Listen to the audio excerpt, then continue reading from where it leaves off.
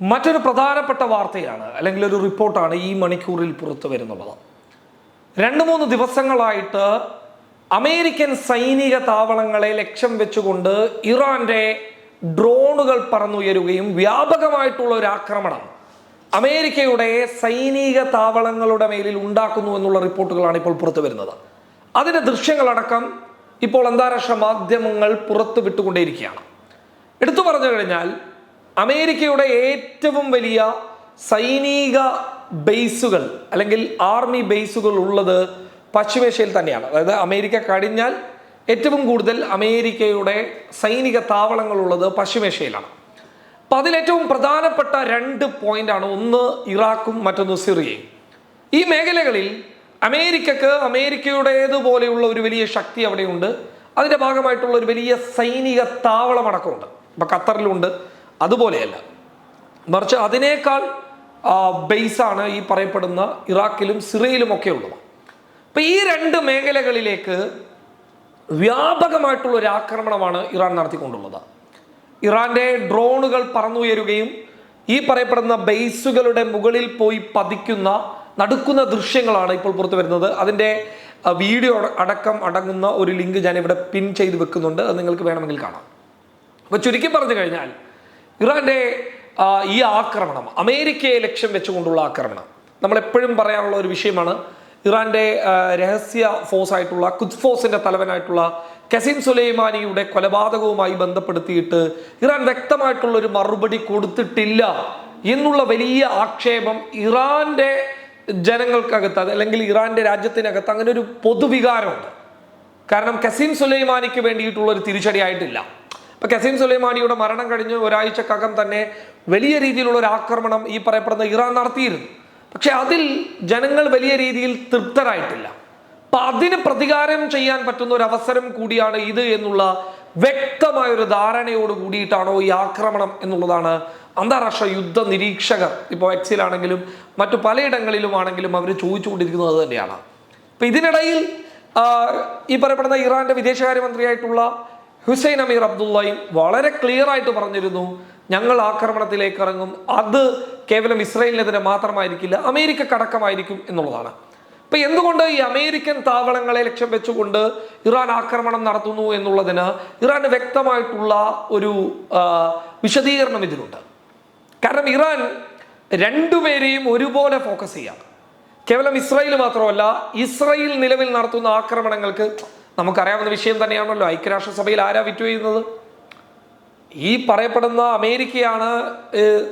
വെടിനിർത്തൽ പ്രമേയം ഈ പറയപ്പെടുന്ന ബ്രസീൽ ഐക്യരാഷ്ട്രസഭയിൽ കൊണ്ടുവന്ന സമയത്ത് അതിനെ തള്ളിയതാരാ? അമേരിക്കയാണ് അതിനെ വിറ്റോ ചെയ്തത്. അപ്പം അതിൻ്റെ പേരിൽ അത് തള്ളിപ്പോവുകയും ചെയ്തു. പല രാജ്യങ്ങളും അതിനെ, റഷ്യ അടക്കം ചൈന അടക്കം അതിനെ അനുകൂലിച്ച് രംഗത്ത് വന്നിട്ട് പോലും അമേരിക്കയുടെ പ്രത്യേക അധികാരം ഉപയോഗിച്ചുകൊണ്ട് അത് മാറ്റുകയാണ്. അപ്പം അമേരിക്ക എല്ലാ രീതിയിലും ഇസ്രായേലിന് പിന്തുണ നൽകുന്നുണ്ട്. അതുകൂടാതെ അമേരിക്ക ചെയ്യുന്നത് എന്താ? അവർക്ക് വേണ്ട എല്ലാ ആയുധങ്ങളും എല്ലാ സജ്ജീകരണങ്ങളും എത്തിച്ചു കൊടുക്കുന്നുമുണ്ട്. അപ്പം അങ്ങനെ ഒരു നീക്കം അമേരിക്ക നടത്തുമ്പോൾ ആ നീക്കം എന്തായാലും ഇസ്രയേലിനെ കുറച്ചുകൂടി അക്രമാസക്തരാക്കാൻ കാരണമാകുന്നു എന്നുള്ളതാണ് ഇറാന്റെ വിശദീകരണം. അതിനാൽ തന്നെ ഇറാൻ നടത്തിയ ആക്രമണമാണ് എന്നുള്ളതാണ് ഇപ്പോൾ ലഭിക്കുന്ന റിപ്പോർട്ടുകളൊക്കെ വ്യക്തമാക്കുന്നത്. അങ്ങനെ തന്നെയാണ്. ഔദ്യോഗികമായിട്ടുള്ള ചില മാധ്യമങ്ങൾ, അന്താരാഷ്ട്ര മാധ്യമങ്ങളൊക്കെ പുറത്തുവിടുന്ന വിവരങ്ങളൊക്കെ അങ്ങനെ തന്നെയാണ്. ഇപ്പോൾ ഒരു ഭാഗത്ത് ഹിസ്ബുള്ള ഈ പറയപ്പെടുന്ന ഇസ്രായേലിനെ ടാർഗറ്റ് ചെയ്തിട്ട് ആക്രമിക്കുന്നുണ്ട്. ഇസ്രായേലും അതിശക്തമായിട്ട് തിരിച്ചടിക്കുന്നുണ്ട്. അപ്പോൾ ഒപ്പത്തിനൊപ്പം എന്ന് വേണമെങ്കിൽ പറയാം. അവരിങ്ങോട്ടേക്ക് ഒരു മിസൈൽ വിടുമ്പോൾ തിരിച്ച് അങ്ങോട്ടേക്കും ഒരു മിസൈൽ വിടുന്നു. അങ്ങനെ 2 ഭാഗത്തും അതിശക്തമായിട്ടുള്ള രീതിയിലുള്ള ഒരു പ്രഹരമേൽക്കുന്ന രീതിയിൽ ഇസ്രായേൽ ഹിസ്ബുള്ള ഫൈറ്റ് നടന്നുകൊണ്ടിരിക്കുകയാണ്. അപ്പം അതിനിടയിലാണ് അമേരിക്കയെ ലക്ഷ്യം വെച്ചുകൊണ്ട് അമേരിക്കയിലെ ഇറാഖിലെയും സിറിയയിലെയും താവളങ്ങളിലേക്ക് 2-3 ദിവസങ്ങളായിട്ട് അതിൻ്റെ ഫുട്ടേജുകളൊക്കെ വ്യക്തമായി നമുക്ക് കാണാൻ വേണ്ടിയിട്ട് പറ്റും. വളരെ ക്ലിയർ ആയിട്ട് ഈ പറയപ്പെടുന്ന താവളങ്ങളിൽ പോയി പതിക്കുകയും അവിടെ വലിയൊരു ഉഗ്ര സ്ഫോടനം ഉണ്ടാവുകയും ചെയ്ത് നമുക്ക് കാണാൻ വേണ്ടിയിട്ട് പറ്റും. ഇപ്പോൾ ഇസ്രായേൽ ഗസയിലെ കെട്ടിടങ്ങളിലൊക്കെ നടത്തുന്ന ആക്രമണം പോലെ തന്നെയാണ്. അത്രമേൽ നമുക്ക് ആ ആക്രമണത്തിൻ്റെ ഒരു ദൃശ്യം കാണുമ്പോൾ തന്നെ നമുക്ക് മനസ്സിലാക്കാൻ വേണ്ടിയിട്ട് പറ്റും ഇത് ഈ പറയപ്പെടുന്ന ഹമാസോ അല്ലെങ്കിൽ ഹിസ്ബുള്ളയോ തൊടുത്തുവിട്ട ഒരു മിസൈലിനെ പോലെ തോന്നുന്നില്ല. കാരണം അതിനേക്കാളൊക്കെ പ്രഹരമേൽപ്പിക്കുന്ന രീതിയിൽ ഇപ്പോൾ ഇസ്രായേൽ ഗസയിൽ നടത്തുന്ന ആക്രമണം നമുക്ക് കാണാൻ വേണ്ടിയിട്ട് പറ്റുന്നുണ്ട്. ഒരൊറ്റൊരു മിസൈലിൽ മൊത്തം കെട്ടിടങ്ങൾ അങ്ങ് തകർന്നു വീഴുന്നത് പോലെയാണ്. അപ്പം അത്രയും പ്രഹരമേൽപ്പിക്കാൻ പറ്റുന്ന മിസൈലുകൾ ഉപയോഗിച്ചുകൊണ്ടാണ് ഈ പറയപ്പെടുന്ന US-ന്റെ മിലിറ്ററി ബേസുകളിൽ ഒരു ആക്രമണം ഇറാൻ നടത്തുന്നുള്ളത്. അപ്പം ഇത്തരം ആക്രമണങ്ങളിലൂടെ എന്ത് സംഭവിക്കും എന്നൊക്കെ ചോദിച്ചു കഴിഞ്ഞാൽ അമേരിക്കയെ സ്വാഭാവികമായിട്ടും ഈ യുദ്ധത്തിന്റെ പരിധിയിലേക്ക് കൊണ്ടുവരിക എന്നുള്ളൊരു ലക്ഷ്യം ഇറാനുണ്ടോ എന്നുള്ളത് അറിയില്ല. അപ്പം അങ്ങനെ വന്നു കഴിഞ്ഞാൽ അത് എത്രമേൽ ഭയാനകമായിട്ടുള്ളൊരവസ്ഥയിലേക്ക് കാര്യങ്ങൾ കൊണ്ടുപോകും എന്നുള്ളതും ചർച്ച ചെയ്യപ്പെടേണ്ടതാണ്. കാരണം നിലവിൽ അമേരിക്കയുടെ പട്ടാളത്തെ അല്ലെങ്കിൽ അമേരിക്കയുടെ സൈന്യത്തെ അയച്ചിട്ടില്ല എന്ന് അമേരിക്ക പറയുന്നുണ്ട്. മറിച്ച് എല്ലാവിധ സഹായങ്ങളും യുദ്ധ സജ്ജീകരണങ്ങൾക്ക് വേണ്ടിയിട്ടുള്ള എല്ലാവിധ ആയുധങ്ങളും മറ്റുള്ള കാര്യങ്ങളൊക്കെ നൽകുക മാത്രമാണ് നിലവിൽ ചെയ്തിട്ടുള്ളത് എന്നുള്ളതാണ് അമേരിക്ക ഔദ്യോഗികമായിട്ട് പറയുന്നത്. അപ്പോൾ ഇതുപോലെയുള്ള ആക്രമണങ്ങൾ US ബേസ് ക്യാമ്പുകളിൽ, മിലിറ്ററി ബേസ് ക്യാമ്പുകളിൽ ഉണ്ടാകുന്നുണ്ട് എങ്കിൽ സ്വാഭാവികമായിട്ടും ഇറാനെതിരെ അമേരിക്ക ഒരു പടപ്പുറപ്പാടിന് തയ്യാറാകുമോ? കാരണം നേരത്തെ ട്രംപ് ഉണ്ടാകുന്ന സമയത്താണ് ഈ പറയപ്പെടുന്നത് പോലെ ഒരു ആക്രമണം നടക്കുകയും ഖസീം സുലൈമാനി കൊല്ലപ്പെടുകയും അതിന് പിന്നാലെ ഒരു തിരിച്ചടി ഈ പറയപ്പെടുന്ന അമേരിക്കക്ക് ഇറാഖിലെയും സിറിയയിലെയും മിലിറ്ററി ബേസുകൾ ആക്രമിച്ചുകൊണ്ട് അത് ഇതുപോലെയല്ലായിരുന്നു, വലിയ പ്രഹരമേൽപ്പിക്കുന്ന രീതിയിൽ വ്യാപകമായിട്ടുള്ള നാശനഷ്ടങ്ങൾ ഉണ്ടാക്കുന്ന രീതിയിൽ. അതിൽ പറയപ്പെട്ടിരുന്ന ഒരു കാര്യം എന്ന് പറയുന്നത് ഈ അമേരിക്കയുടെ പട്ടാളക്കാരടക്കം സൈനികരടക്കം കൊല്ലപ്പെട്ടു എന്നുള്ളതാണ് ഇറാൻ അന്ന് വിശദീകരണം നൽകിയത്. എന്നാൽ അമേരിക്ക അത് തള്ളുകയും ചെയ്തിട്ടുണ്ട്. നാശനഷ്ടങ്ങൾ ഉണ്ടായിട്ടുണ്ട്, പക്ഷേ സൈനികരൊന്നും കൊല ചെയ്യപ്പെട്ടിട്ടില്ല എന്നുള്ളതായിരുന്നു അന്ന് അമേരിക്ക നൽകിയിട്ടുള്ള വിശദീകരണം. എന്നാൽ ഇപ്പോൾ വളരെ ക്ലിയർ ആയിട്ട് ഇങ്ങനെ ഒരു ആക്രമണം സ്ഥിരീകരിക്കുന്നുണ്ട്. ആ ആക്രമണത്തിന്റെ ദൃശ്യങ്ങളടക്കം പുറത്തു വന്നതുകൊണ്ട് തന്നെ സ്വാഭാവികമായിട്ടും ഇനി മറ്റൊരു യുദ്ധം. അപ്പോൾ ആദ്യമേ എല്ലാവരും പറയുന്നുണ്ട്, ഇപ്പോൾ OIC ആണെങ്കിൽ പോലും അവരുടെ യോഗത്തിൽ പോലും പറഞ്ഞിട്ടുള്ള ഒരു കാര്യം എന്ന് പറയുന്നത് ഇത് കേവലം ഇസ്രായേൽ പലസ്തീൻ യുദ്ധത്തിൽ നിൽക്കില്ല എന്നുള്ളതാണ്. അപ്പം അതിൻ്റെ ഒരു സൂചന തന്നെയാണോ ഈ പറയപ്പെടുന്ന ഇപ്പോൾ പുറത്തു വരുന്ന റിപ്പോർട്ടുകൾ വ്യക്തമാക്കുന്നത് എന്നുള്ളത് നമ്മൾ ഭയാനകമായിട്ടുള്ള ഒരു രീതിയിൽ നോക്കിക്കാണേണ്ടതാണ്. അപ്പം ഇവിടെ ഈ വിഷയം രാഷ്ട്രീയമായിട്ട് തീർക്കുകയല്ലാതെ മറ്റൊരു പോംവഴി ഇല്ല എന്ന് തന്നെയാണ് എനിക്ക് പറയാനുള്ളത്. കാരണം ഇപ്പോൾ യുദ്ധം ചെയ്യുക എന്നൊക്കെ പറയുന്നത് ഹമാസിനെ സംബന്ധിച്ചിടത്തോളം സ്വാഭാവികമായിട്ട് അവർ എല്ലാ രീതിയിലും പോരാടും, ഇതിൽ സംശയമൊന്നുമില്ല. കാരണം അവർ മരിക്കാൻ തയ്യാറായി നിൽക്കുന്ന ഒരു കൂട്ടം ആളുകളാണ് എന്നാണ് അവർ തന്നെ പറയുന്നുള്ളത്. ഞങ്ങളുടെ രാജ്യത്തിന് വേണ്ടിയിട്ട്, നാടിന് വേണ്ടിയിട്ട് മരിക്കാൻ തയ്യാറാണ് എന്ന് തന്നെയാണ് അവർ പറയുന്നുള്ളത്.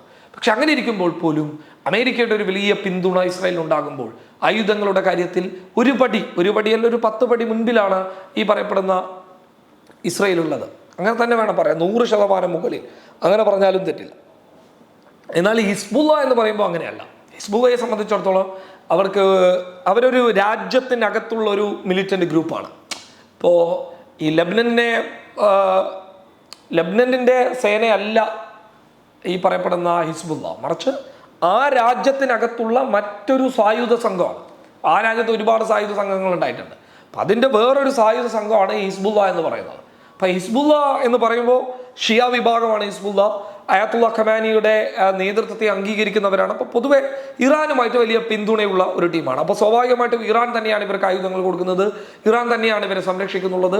അപ്പം ഇറാൻ ഔദ്യോഗികമായിട്ടൊരു യുദ്ധം ഞങ്ങളുടെ ഭാഗത്തു നിന്ന് ഉണ്ടാകുമെന്നുള്ള സൂചന നൽകിയിരുന്നു. ആദ്യം ഞങ്ങളുടെ ടീമായിട്ടുള്ള ഹിസ്ബുള്ള ആക്രമിക്കും എന്നുള്ളതാണ് ഇറാൻ പറഞ്ഞിട്ടുള്ളൊരു കാര്യം. അതോടൊപ്പം തന്നെ ലോകത്ത് പല രാഷ്ട്രങ്ങളും ഹിസ്ബുള്ളയെ തീവ്രവാദ സംഘടനയായിട്ട് മുദ്ര കുത്തിയിട്ടുണ്ട് എന്നുള്ളത് മറ്റൊരു പ്രധാനപ്പെട്ട കാര്യമാണ്. കാരണം അതൊരു രാജ്യത്തിൻ്റെ സൈനികരല്ലാത്തത് കൊണ്ട് ഇപ്പോൾ ഹമാസിൻ്റെ ആ ഒരു ലേബിളിൽ തന്നെ അതിനെ കാണണം എന്നുള്ളതാണ്. പക്ഷേ ഹമാസ് ഒരിക്കലും ഈ പറയപ്പെടുന്നത് പോലെ ഹിസ്ബുള്ളയെ പോലെ അത്ര ശക്തരല്ല.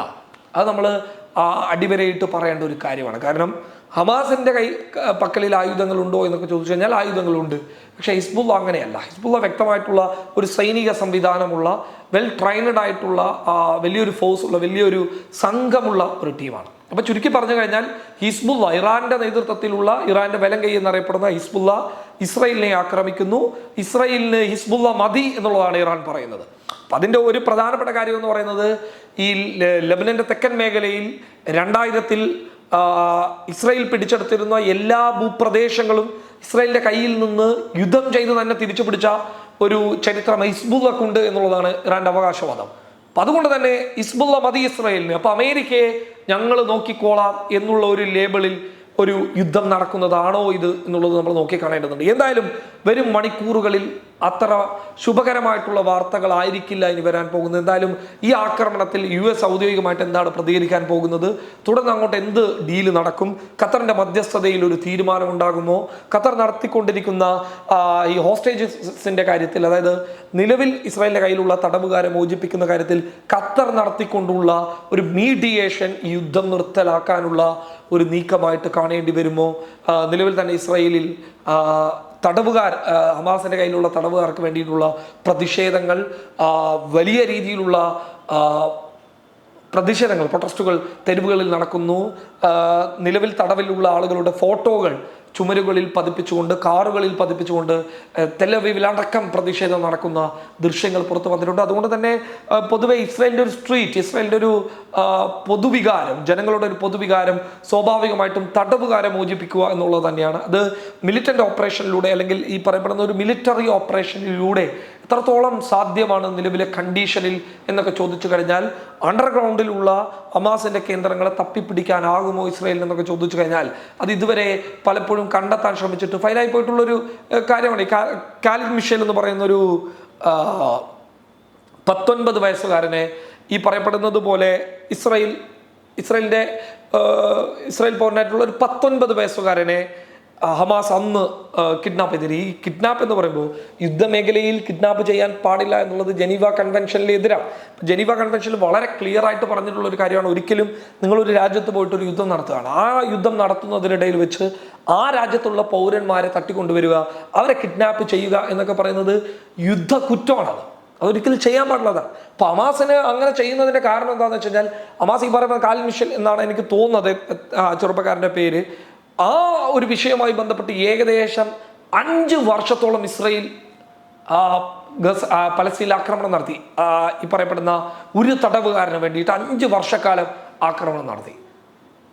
2007 2008 എന്നാണ് എനിക്ക് തോന്നുന്നത്. അപ്പൊ 5 വർഷക്കാലം ആക്രമണം നടത്തുകയും ഈ 5 വർഷക്കാലത്തിന് ശേഷം 1500 പലസ്തീനികൾക്ക് പകരമായിട്ടാണ് ആ ഒരു തടവുകാരനെ ഇസ്രായേൽ മോചിപ്പിച്ചത്. അപ്പൊ അതൊരു വലിയൊരു ചരിത്രമാണ്.